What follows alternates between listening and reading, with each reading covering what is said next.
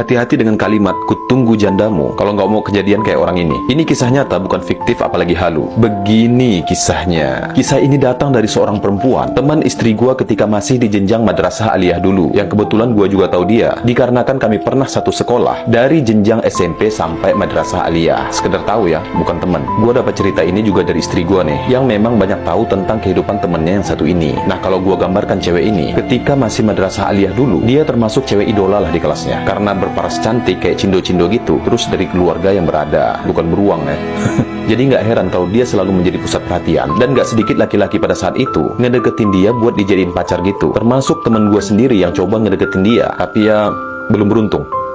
Kita masuk ke ceritanya. Ini masih berlatar ketika madrasah aliyah ya. Nah, dari sekian banyak cowok-cowok yang deketin dia, ada nih seorang cowok yang udah bucin banget dan udah berkali-kali nembak cewek ini. Nah, si cowok ini dari tampangnya nih ya, gak ganteng-ganteng banget, dan dia juga gak punya banyak kelebihan yang pantas untuk dijadikan idola pada waktu itu. Ya, cowok yang biasa-biasa aja. Satu-satunya kelebihan cowok ini adalah pantang menyerah untuk mendapatkan cinta dari temen istri gua ini. Ya, lo tau lah bagaimana usaha laki-laki untuk mendapatkan hati cewek. Tapi cowok ini lebih keras lagi usaha dan tekadnya. Nah, sayangnya ketika itu, semakin keras dia berusaha, semakin keras juga penolakan yang didapatkan dari cewek ini. Ya, kami sih sebenarnya paham banget ya, kenapa cewek ini selalu menolak ketika diajak pacaran oleh si cowok ini. Alasannya setidaknya ada dua. Yang pertama, si cowok ini dianggap memang kurang menarik bagi dia. Dari sisi visual itu, ya kurang menarik lah pokoknya.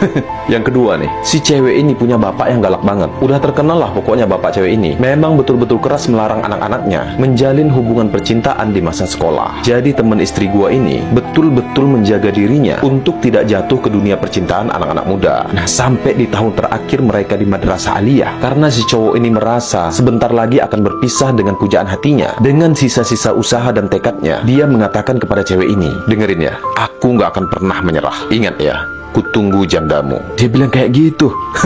Nah, singkat cerita, luluslah mereka dari madrasah aliyah, dan si cewek ini melanjutkan ke perguruan tinggi di bidang kesehatan. Gua lupa jurusan keperawatan atau kebidanan. Pokoknya antara dua jurusan itulah. Sedangkan si cowok, gua nggak dapat kabar nih, apakah dia lanjut kuliah atau langsung kerja. Yang jelas setelah aliyah, mereka putus kontak sama sekali, dan saling nggak mengetahui kabar masing-masing. Nah, singkat cerita, sekitar 3 tahun kemudian, si cewek ini luluslah dari kuliahnya setara D3, dan diterima bekerja di sebuah rumah sakit. Nah, di rumah sakit ini, dia bertemu dengan seorang laki-laki yang juga bekerja di rumah sakit tersebut, yang dimana laki-laki ini adalah seorang yang good looking, mapan, dan juga punya posisi yang bagus lah di rumah sakit tersebut. Karena hampir setiap hari ketemu, muncullah bibit-bibit cinta nih di antara mereka, dan terjadilah cinta lokasi antara dua sejoli ini. Nah, setelah beberapa lama pacaran, si cowok ini kemudian memberanikan diri untuk melamar pujaan hatinya. Datanglah dia ke rumah cewek ini kan, buat berkenalan dengan keluarga pacarnya. Dan lo tahu apa yang terjadi? Keluarga si cewek ini seneng banget dengan kedatangannya, dikarenakan dari penampilan pun sudah tampak mapannya, dan mungkin menurut mereka inilah yang akan menjamin kehidupan anaknya apabila menjadi istri dari laki-laki ini. Nah, singkat cerita, terjadilah pernikahan di antara keduanya dengan resepsi yang lumayan besar untuk ukuran orang kampung ketika itu, dikarenakan ya lo tau lah, besarnya resepsi kan berbanding lurus dengan tingkat kesejahteraan.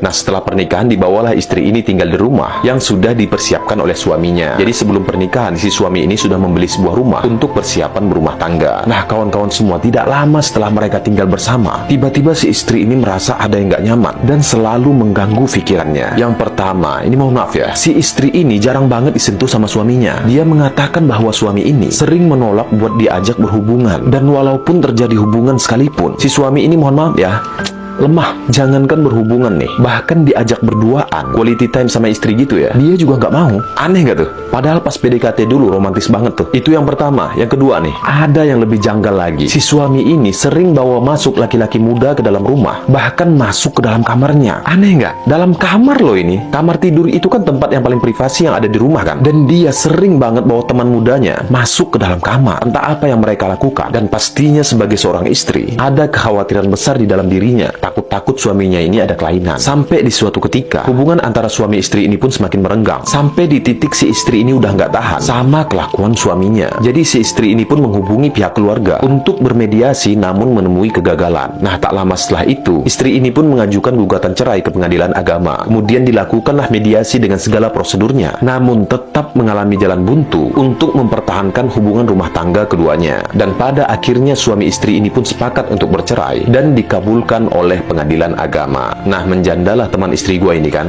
tapi dia tetap bekerja di rumah sakit tadi. Begitu juga dengan mantan suaminya. Nah, kita masuk ke cerita intinya. Beberapa bulan setelah mereka bercerai, nggak ada angin, nggak ada hujan, tiba-tiba masuklah pesan WA ke nomor teman istri gua tadi dan menanyakan kabarnya. Nah, ternyata pesan itu datang dari seorang cowok yang dulu tergila-gila sama dia. Lu masih ingat nggak? Cowok bucin di Madrasah Aliyah itu.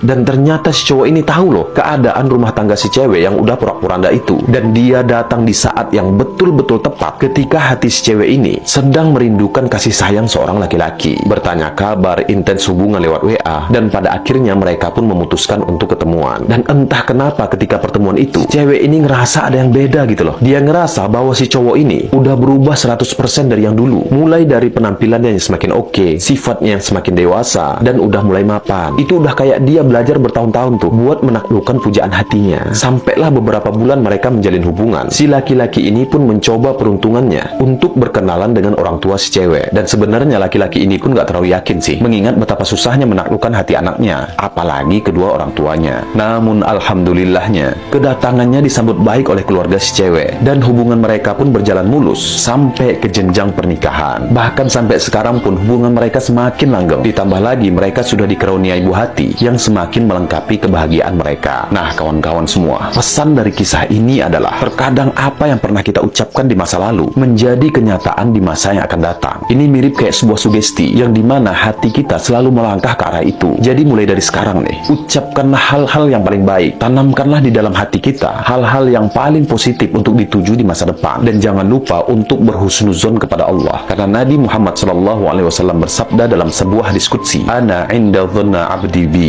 Aku ini tergantung persangkaan dari hambaku. Kayak kisah tadi ya, dia mengatakan kutunggu jandamu. Seharusnya dia mengatakan kutunggu daramu. Kalau bisa dapat yang darah, kenapa harus nunggu yang janda? Semoga bermanfaat.